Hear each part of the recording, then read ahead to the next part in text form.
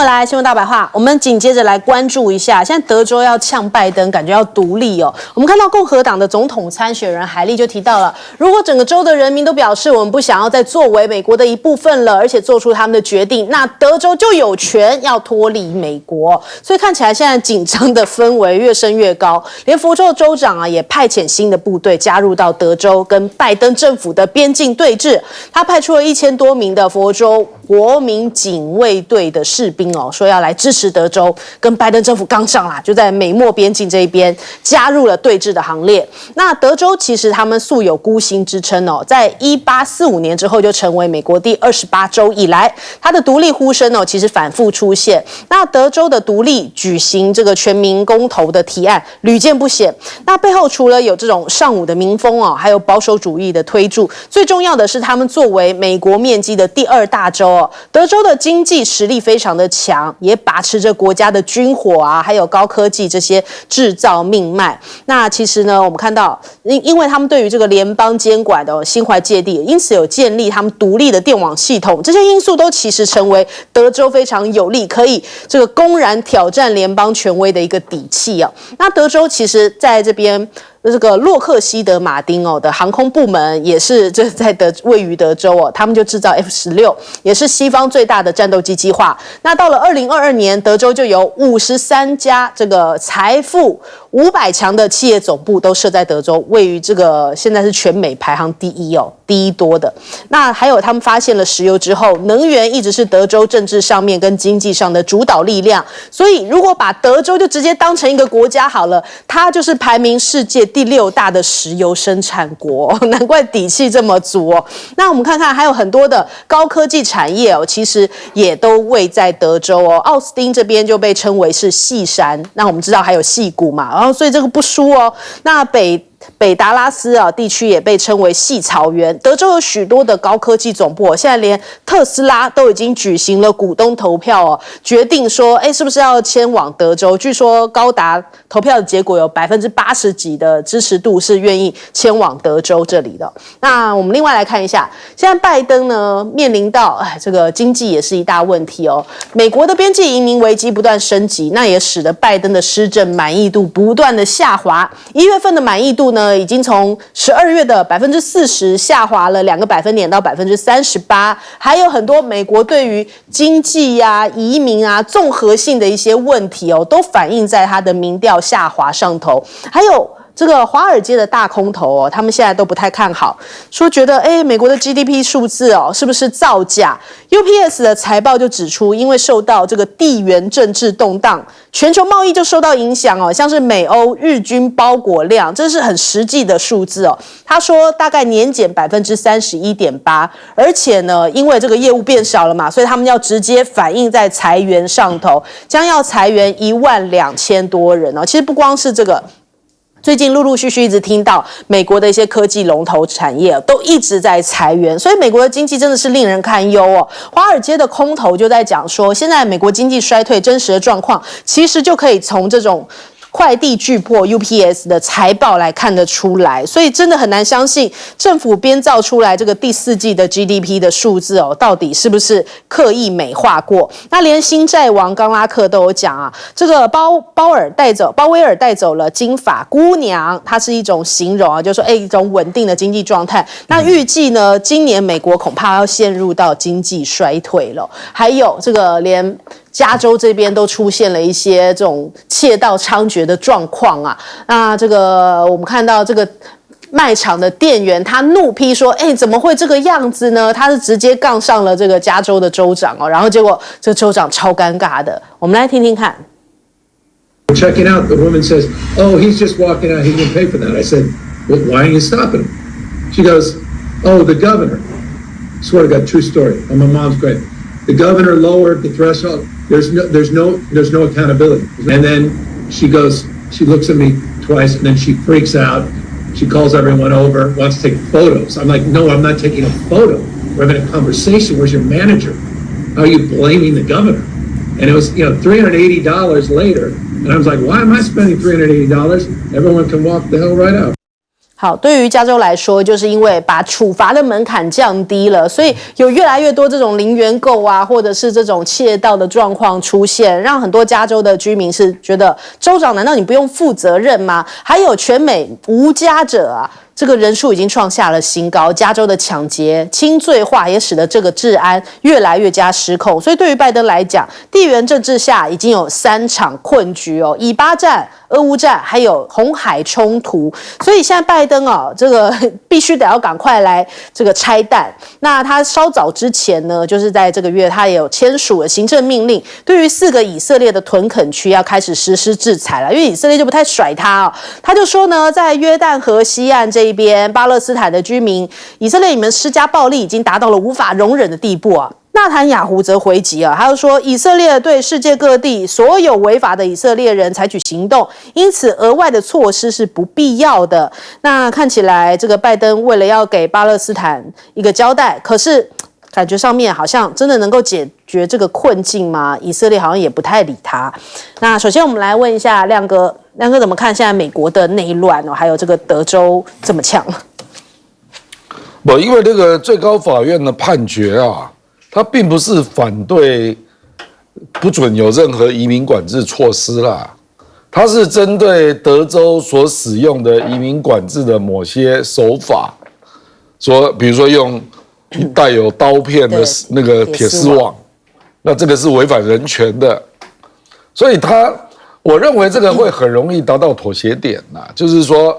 那个德州你就修改一下嘛，就是你可以去做管制措施啦，可是你稍微修正一下，不要用一些明显带有这个危害人体的一些设备嘛，然后从此拜登就假装没看到，这样就好了。因为这个议题啊，我认为民主党已经感受到了，这个就是踩到马蜂窝了，它很容易让共和党团结起来。反移民本来就是共和党的主要的共同诉求，而且还带有民粹的情绪，而且川普还有共和党各州的州长眼看着都要进来提油，要加把火上加油嘛，非常明显啊。这个就好比民主党想要搞堕胎一样啊，那可以团结民主党，所以我认为共和党应该说民主党不会那么容易中计了，所以我就来跟你对干。然后跟德州国民警卫，然后我就用联邦军队这边跟你对峙，然后甚至开枪，我认为不太可能啊。所以接下来应该就是各自退一步了，就是你那个移民管制措施你修改一下啦，不要用一些可能伤及人体的一些设备，那可能就不了了之了。因为这个问题真的是不好处理。第一个就是说，他进来的地方真的都是共和党州居多。那共和党不想要有这么多的移民嘛，那数字是暴增嘛。那个2019年川普执政，非法移民只有40万，那去年高达240万，这个谁受得了啊？我说对共和党来讲，对那民主党当然也有他的算计啦，因为他就觉得要讨好那个拉丁美洲的移民啊，那有一些已经进来了。那民主党本来就是一个少数族群的联盟嘛，所以共和党就会严重怀疑说你这里面有选举的算计了，而且日积月累，你的选民越来越多啊，然后又搞移民特色等等啊，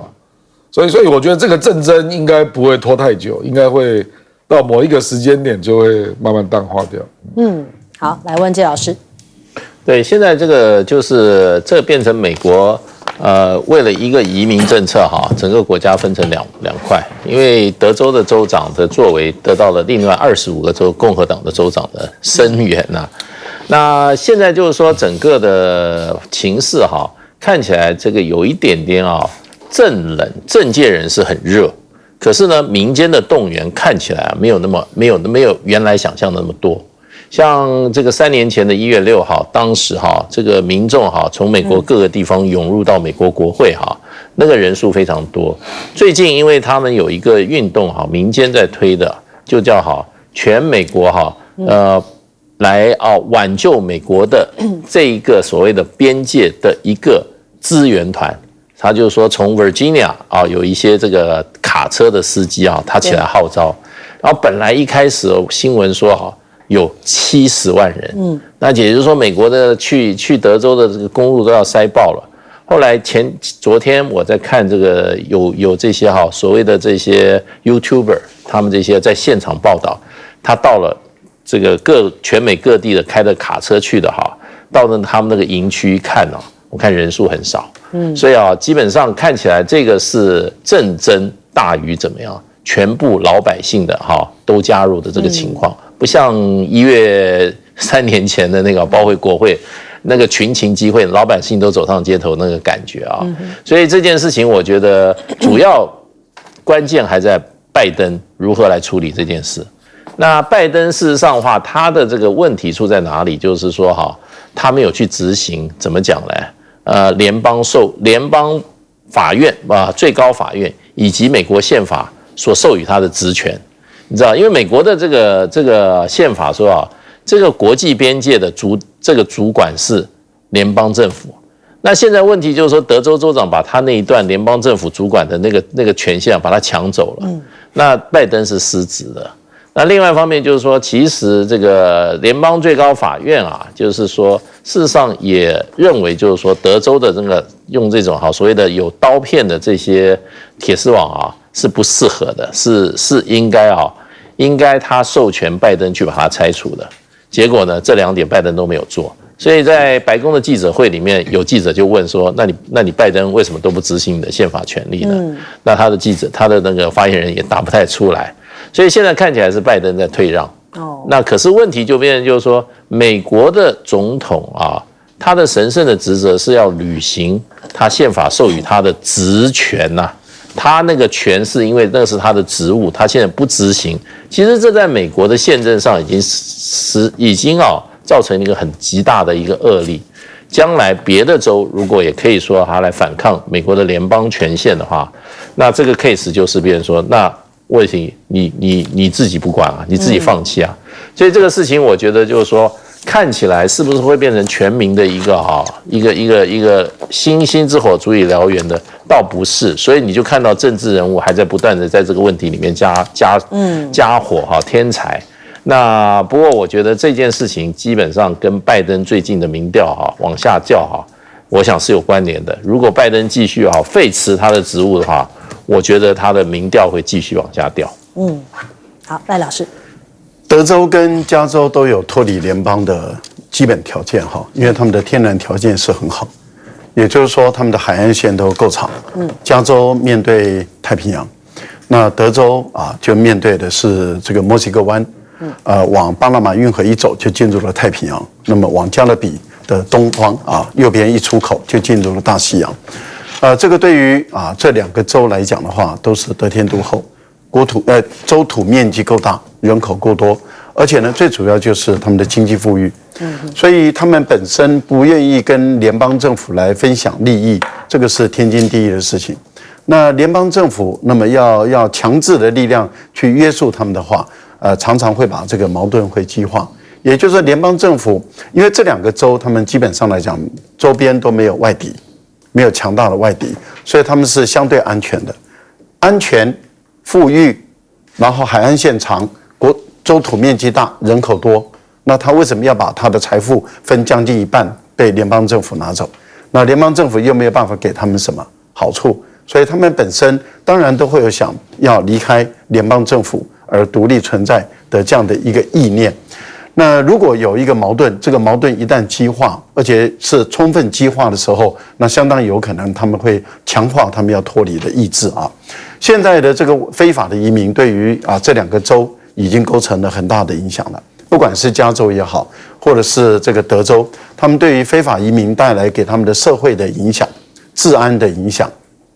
毒品，还有就是他们本身的这些市容等等还有就是抢掉他们的这种，因为进入黑工黑市抢走他们的就业机会，这个给他们的州民带来的影响是深远的、巨大的。对，所以对于他们来说是一定要解决这个非法移民的问题。而联邦政府拜登的摇摆不定、软弱无能那这个部分没有办法帮他们解决问题，所以他们就起而自救。在这个自救的过程中对于所谓的蛇形网那个拜登还提出诉讼，最高法院判决诉讼胜利。但是问题就是，当你一旦执法的时候，那就跟地方的利益产生绝对的矛盾。跟地方的利益产生绝对矛盾，这个州长当然就动用了宪法给他的这个国民警卫权。一旦动用了宪法给他的国民警卫权，如果再激怒、再激化，也就是说你拜登为了要捍卫你联邦政府的执法力，再度的激化的话，那当然爆发的冲突就更严重了。所以我个人是觉得，对拜登来讲的话，他现在骑虎难下，他现在左右为难，就是不执法他违法，执法了很有可能就矛盾扩大。除了这个以外，其实拜登还面对另外一个隐忧，这个隐忧就是阿拉斯加，因为俄国已经通过一个法律，普丁已经正式签署生效了。也就是沙俄时期把阿拉斯加卖给美国是非法的、不合法的，所以目前来讲这个对他们要求要拿回来，美国已经否决了，但是未来这已经构成一个未来俄国对阿拉斯加要用赎回的方法、购回的方法，或是夺回的方法，这又产生了另外一股隐忧。好，我们先休息一下，广告之后马上回来。怎么可能呢？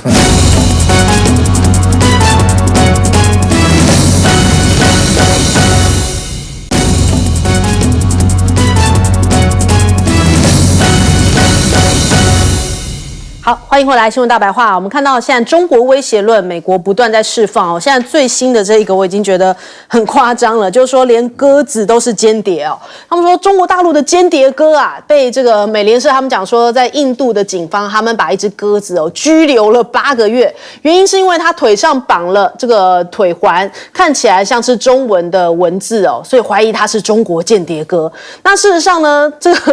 这个鸽子最后是来自台湾的赛鸽所以就没事了所以他就又被释放了。在1月30号的时候，他获得了释放。人家想到说，你现在会不会想太多？就想到以前古代就飞鸽传书现在连这个鸽子都要草木皆兵连鸽子都可能会变成间谍。CIA 是不是也要来关注这件事情？真的已经很夸张了。那昨天还有一个场面，就是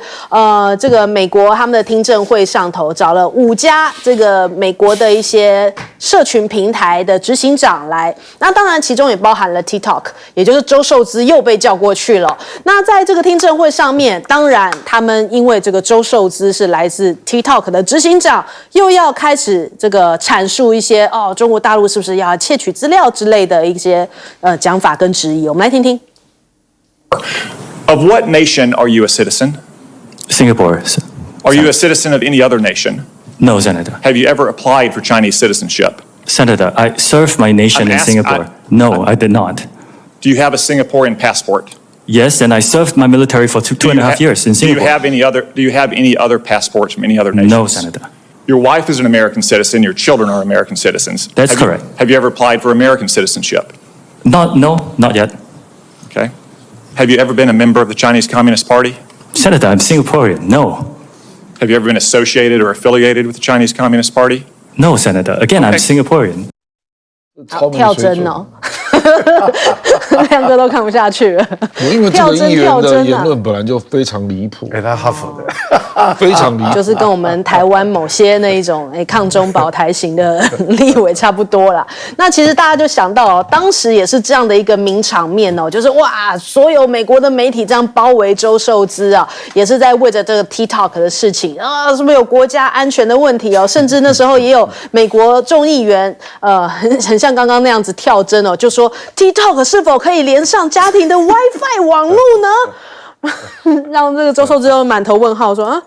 你是问连上 WiFi 吗？还确定了一下，你真的要问这么愚蠢的问题吗？那当时被严审了5个小时但反正就是不断的，美国好像现在看到中国大陆任何东西都觉得是间谍，都可能要来窃取，都可能会影响国安。那所以他们就对于中国大陆的科技业又再度出手啦。他们就说要制裁大陆科技业，他们比方说这个军事企业一些更新的名单，那他们新增列入这项清单的企业将将会承受重大的声誉风险哦。那美国实体也发出了严厉的示警，说对于这些企业展开的业务存有风险。那美国企业要开始就是因应这个，就是说，要多边管制晶片的设备出口。这是来自美国半导体协会，他们就说啊，我们必须要有确保公平竞争的环境，所以呢，应该要严格的制定多边的一些出口的措施。那连日经也跳进来在讲说，长兴存储哦，现在获得了美日关键的设备哦，想要打造高频宽的记忆体啊，感觉是不是又要来窃取我们的一些技术呢？绘声绘影的在讲。那中国大陆的电动车现在崛起哦，也让这个雷蒙多觉得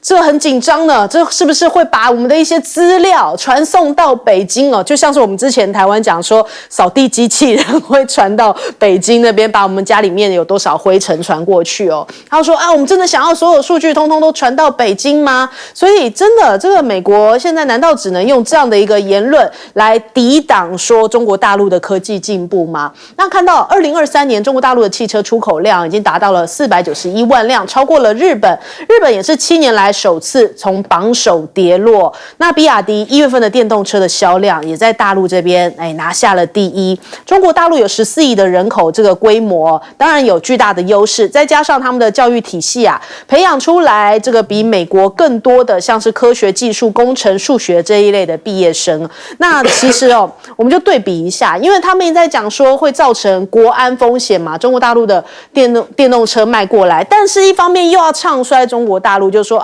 你卖过来这个利润才赚1万多啦。那其实这很矛盾就是如果真的就是赚1辆赔1辆的话，那你应该鼓励中国大陆多卖呀，这样不就是可以拖垮中国大陆吗？所以就可以足以见得他们真的这边也要唱衰你，那边也要酸你一下，但是自己不知道自己真正应该要加强的是自己的工业跟制造业，汽车产业你应该要求的是进步，而不是去打压别人我们先来问一下亮哥怎么看？现在这个鸽子很可怕，也是间谍。这个很多啦，这个实在是难以评论啊。像美国 FBI 也刚刚说说那个台海战争的时候，中国会派骇客去害翻美国的基础设施啊，不是吗？所以他什么话都讲嘛，然后后面才讲出真正原因，说因为美国的基础设施有些都很老旧。是早年用的那个 Cisco 的东西，所以意思就是要换嘛。他希望拨预算给我嘛，所以我就把中国因素纳进来嘛，兜一圈，这样可以容易让他的预算通过嘛。这种招数太多了啦 ，FBI 美国的军情单位常用啊，就说很危险啊，中国因素就用来要把国安议题纳进来，然后增加美国国会恐惧的重要的因素了。这个没有办法啦。如果你的智商要这样，我有什么办法？像这个刚刚这位咨询抖音这位 Tom Cotton 是阿肯色州的联邦参议员是民主党的。他今年47岁，还哈佛毕业。那他非常爱国了，我当然知道他。2005年还参与伊拉克战争，还得到伊拉克参战勋章，所以是一个很爱国的。可是他共和党，我说错了，共和党的参议员美国认为他是明日之星明日之星的水平就是这样这有什么办法呢？他事实上已经被中国大陆列入黑名单了，因为他那一阵子是支持香港所以他大概就是那个类似像台湾的王定宇这样我就是被列入黑名单嘛，所以就更反中嘛。可是要反中也没关系，你要拿出你的专业嘛，你不要让人家觉得你连 TikTok 的基本原理你都不知道，对不对？还哈佛的哈佛校友会是不是要查一下？对不对就说这没办法啦，你在那个氛围里面，那他为什么会这样讲话？当然就是共和党的人爱听嘛。因为他是共和党跟茶党联合支持的，所以很红啊。说实在可是没有办法，就是今年的氛围，因为今年就是要选举。好，所以选举会让人疯狂。问一下介老师，其实美国这个国家200多年的历史它大概没有打仗的时间是很少数，大概9%以上的时间都在1场或2场战争里面。而这个国家刚开始只有这个北美的13州啊，东北部13州啊，它在200年以后把它从一个大西洋角角咔咔一个国家发展成横跨整个美洲大陆变成东面大西洋，西面面临太平洋一个国家。那他没有停在那个地方，事实上他接下来就把夏威夷给吞了，再接下来跟西班牙打仗，把菲律宾也吞了。所以这个国家是非常有侵略性的，而且怎么讲呢？它非常有扩张性的。然后呢，这种国家常年在打仗的时候它在国内的爱国主义跟这个怎么讲呢？这个作战精神的培养，那是全世界第1名的。我跟你讲，美国这个爱国主义的教育你没有经历过，你是不晓得的。3岁小孩就开始爱国主义教育，而且国家是至上的。他那种中西部的很多年轻人他不是逃兵他是听到了美国打仗，他自愿去投，自愿去参军。而且家门口常常插着国旗。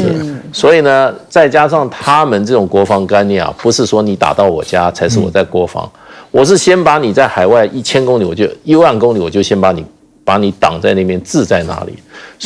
所以你会觉得美国人怎么怎么这么有这个安全意识？这个国家的安全意识就这么强。相对之下，有这么强烈安全意识的国家，事实上少数。你像我们在东方的国家都是和平的，哪有把人都看成敌人、潜在的威胁、敌人，然后叫鸡蛋里挑骨头？美国人就是这样。我跟你讲，他国家安全的时候才没有什么民主自由嘞。你去看看当时钱学森，他在美国的时候，他是抱着美国是一个开放民主法治的一个国家去了，结果他被约谈了。人家那个就带到美国的这个当时应该就是 FBI， 把他带去，没有任何理由拘留了2个礼拜，每天讯问，他回来以后才清醒，原来这就是美国。美国对于国家安全真的是没有讲什么原则的，你只要犯到他就给。现在中国大陆不是很多留学生吗？已经在念博士了，结果进机场的时候，那个海关就说你有国家安全，就把你驱逐出境了，才不管你那么多了。这就是美国。所以你今天中国大陆，不过美国现在也有一点，我觉得有一点怎么讲呢？有点不太有原则了。这次他们对中国大陆的电动车，我认为是打着国家安全的旗号怎么样？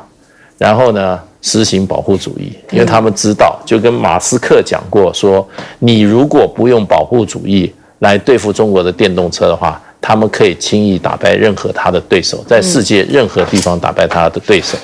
所以呢，就变成就是说，现在美国对中国大陆的话，认为只要是他的敌人的话，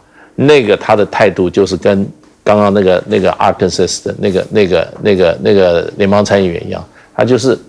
像歇斯底里一样把你视为他的威胁，然后除之而后快。所以对付美国你没有办法，他每天全身都是武装的，你跟他不设心防，你没有斗争能力，你就会被他怎么样？就被他彻底击垮。好，来老师。我相信这个柯腾一定很开心了因为他耍呆耍笨而且耍得很成功，因为他成为美国或者是新加坡所有的负面的这个热评的第1名他第1名，而且爆量所以他是热搜的第1名。大家都说我们没有见过这么笨的、这么蠢的的这样的一个参议员蠢成这个样子，而且还高学历的耍笨耍呆。可是对他来讲蛮开心的，因为只要出名就好，只要红就好，负面的也没影响因为他只要足够红就可以了。这个就是我们所看到的目前的这种政治现象，就是怎么样让自己成为爆量红。那他告诉你说，学校教育不重要我的学校，即使我当初千辛万苦考进去，但是学校教育不重要，因为我只要足够耍呆、耍笨、耍积极。台湾很多嘛，台湾的立委一堆这种人都是在耍呆、耍笨、就是耍极端这种人，那无所谓这个就是目前我们的政治的一个现象。不过我觉得美国的五角大厦是没有道理的。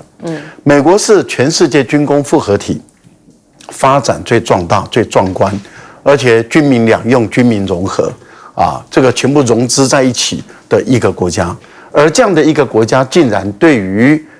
复制他或是向他学习的中国大陆，然后竟然是谴责，这个就让我们匪夷所思了。这个叫做什么？这个叫做五角大厦也在耍呆、耍笨、耍狠、耍蠢啊！那现在中国大陆因为还是在若干的高科技上面还是有求于美国，还是需要向美国人学习，所以大陆目前来讲不会断掉，例如说像跟 MIT 的合作啦，跟哈佛啦，或是跟。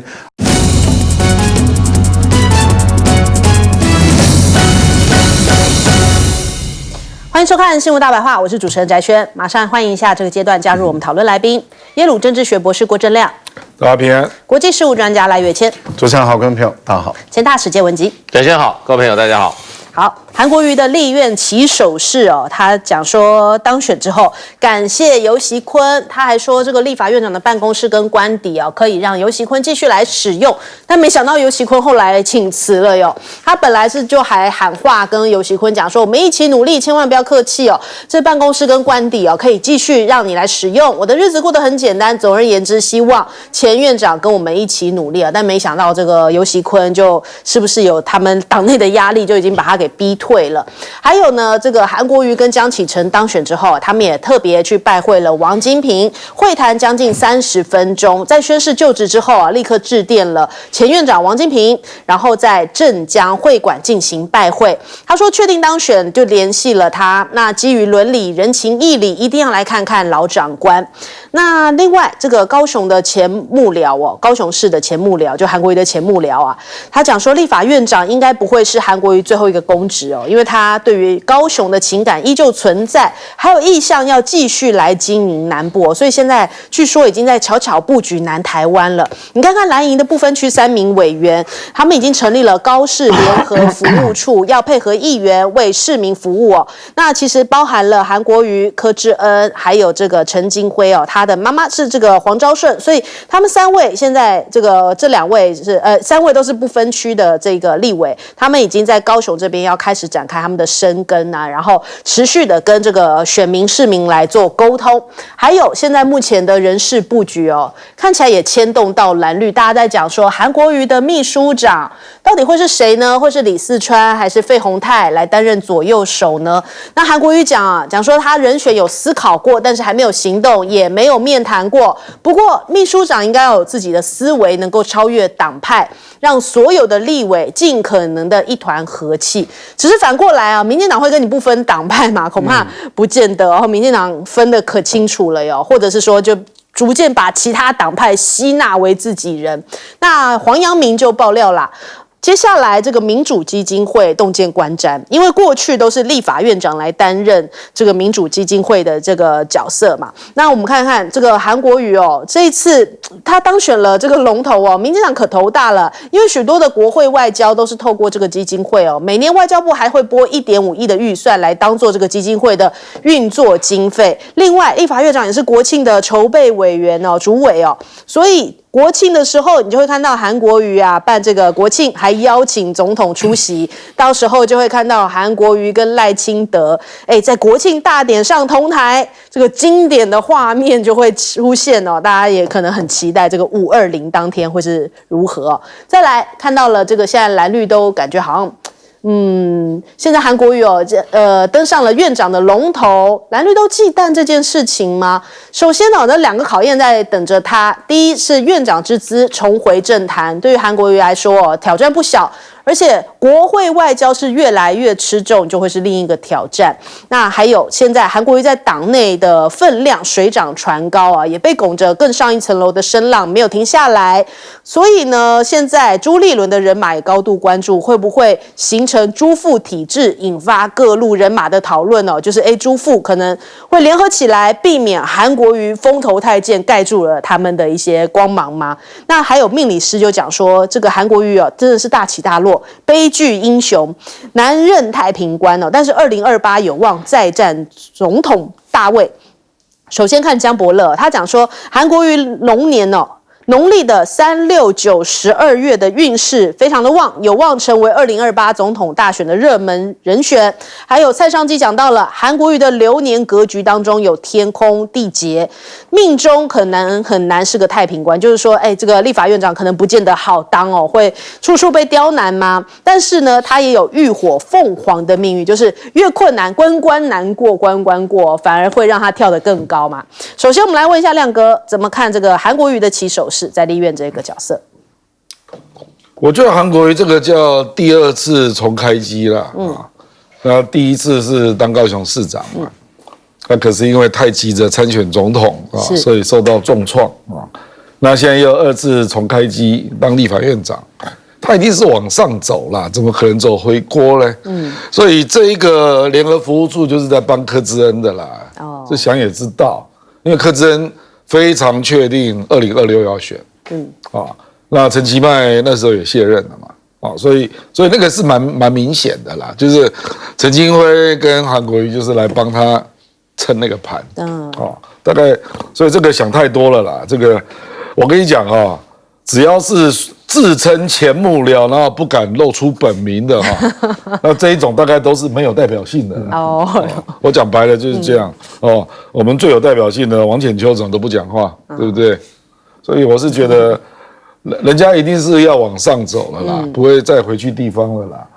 那当然，他立法院是有很多关要过了，可是这个当然就是现在很多。绿营的会奚落你嘛？未来柯建铭也搞不好也会当面来奚落你啦，都会啦因为柯建铭做人就是这样嘛，这个也不意外那一堆反韩的力量很大所以这个就是对他的考验所以我认为他第1年第一个先要稳住他在立法院长的这个位置上的权威啦他要适当的表现，让人家觉得他是称职的，那个时候这种批评就不见了，所以现在有这种批评也不意外啦，就是因为你总统败选，还有在市长被罢免那个阶段，那种力量通通都冒出来了嘛，所以到处都是就是当年奚落你的声音，所以我觉得首先呢，就是第一个会期，他首先要。先稳住跟民众党改革的联盟那我觉得这个会期事实上，因为赖清德还没上任嘛，所以刚好就是蔡英文的最后一个会期，所以我觉得韩国瑜可以做2件事啦，基本上都可以确保他跟民众党的合作啦。第一个就是国会改革那第2个就是对于蔡英文留下来的一些问题要做检讨啦。是。做一定的追究那这种议题，我认为民众党合作的空间也会蛮大所以我觉得因为现在他刚上来了，大家就扯很远扯到什么民主基金会啦，未来国庆同框，这怎么会是问题嘛？这简直是胡扯！赖清德还说他一定会是最常到立法院的总统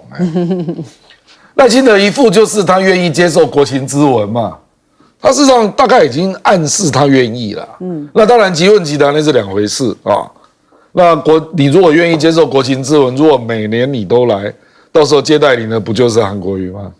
对不对？而且只要立法院的多数发出邀请，你大概就要来吧。那蓝加白就已经过半了，那如果赖清德跟民进党讲说我愿意去，那民进党也不好反对所以大家不用担心这个事韩国瑜连黄国昌都可以拥抱了，他跟赖清德哪有什么血海深仇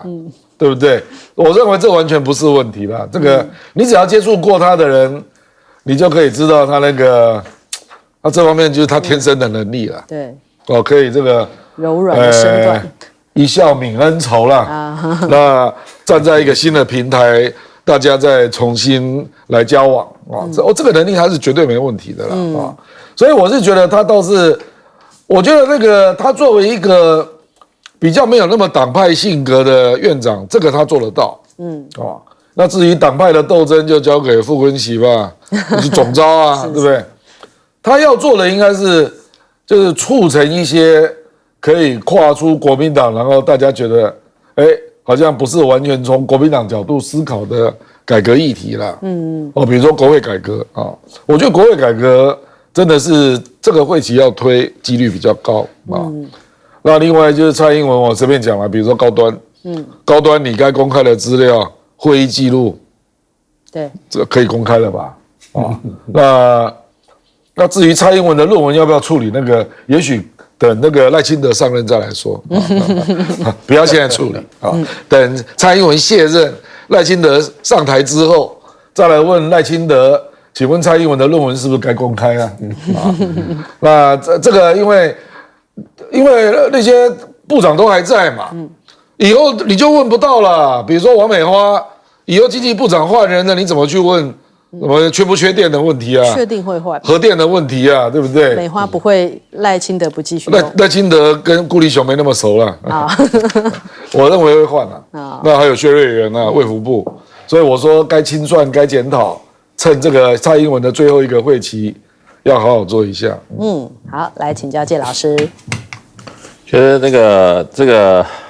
韩国瑜提到这个立法院长办公室官邸可以提供给游锡堃使用他有没有看过官邸跟那个办公室使用的规则我不晓得，就是说他没有这个身份，他还可以用立法院长的办公室，那成何体统啊？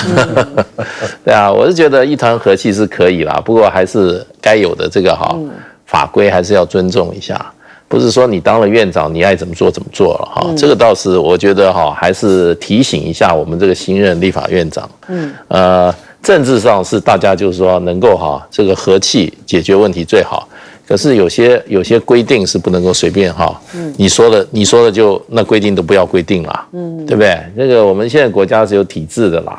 对。那另外一方面就是说。这个就是说，我觉得这个韩国瑜基本上是很有善意啦，希望这个立法院是新立那么那可是问题就变成，其实任何国家三权分立的一个很重要的原因它是要制衡监督的，立法院要新立是不太容易的，不太容易。为什么？因为我们现在的立法都是委任立法，大概提案都是在行政部门的，他来提案。我们的国会自己本身提法案的权利提法案的能力来讲的话，事实上不像美国国会。美国国会里面，事实上它这个里面的人才跟它的人力它是有自行提案的能力的。这是你要有这个能量。现有我们这个立法委员他自己本身的他的办公室的编制还有这些委员会里面专业幕僚的这个编制是很困难的，除非他要像美国的这个国会学，可是全世界都学不来。你知道美国一个这个参议院的一个大的委员会的主席，他办公室有多少人吗？200-300人呢。他几乎像一个小的部会对，你难以想象。那这个时候，美国的很多法案基本上还都是行政部门这种委任立法，他做了起草的。所以我觉得新立的部分的话，是可以往这方面走。那立法院现在基本上我们有一个比较畸形的立法院，就是大家在里面没有分出谁是多数，谁是少数。其实多数的现在这种选举，我让你成为多数，就希望你能够掌握主导权。那我们最荒谬的一个制度，就变成我们各个委员会这个召委，也就是像美国的这种各委员会的这个主席居然是轮流干的。这个你要跟美国人讲，美国人大概听不懂。通常都是你作为多数党的话，你就是掌握主导权。那所以其实黄国昌他提出来的说单一召委制这是国际的趋势，也比较符合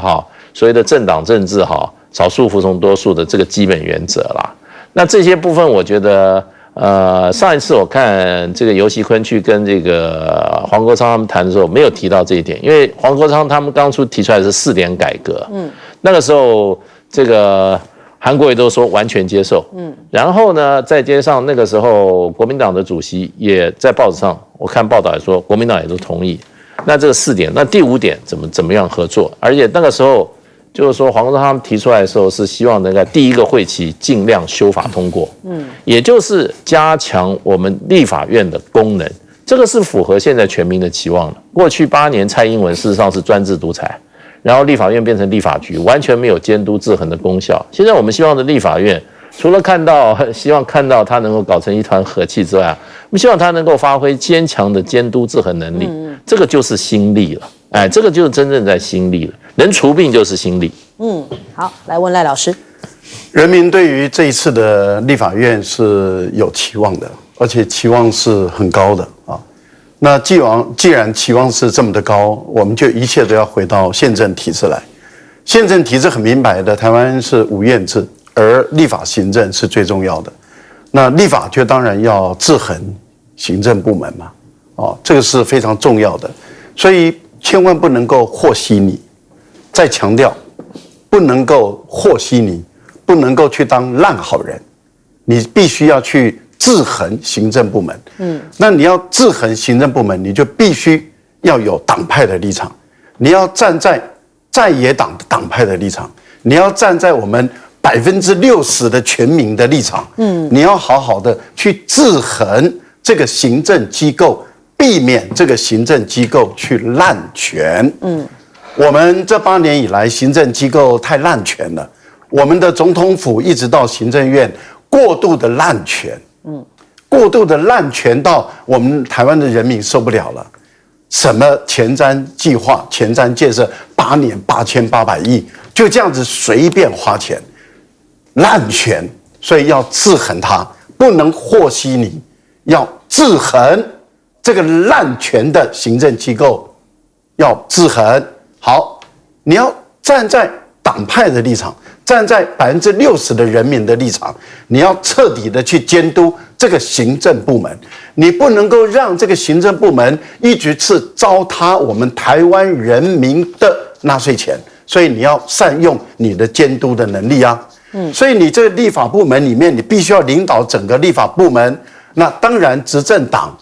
的民进党现在是第2党，他一定是捍卫他们的政党，捍卫他们的行政机构，就自己自行矫戒，他不会去监督政府的。也就是在立法院的民进党绝对不会去制衡行政部门，也绝对不会去监督行政部门，也就是说绝对不会去监督政府。那也就是他们自己自我阉割自己了以后，那你当然要代表这60%绝对的民意，团结所有的在野党，联合所有的在野党，那么一起好好的来监督政府，让他不能够再滥用滥花人民的纳税钱，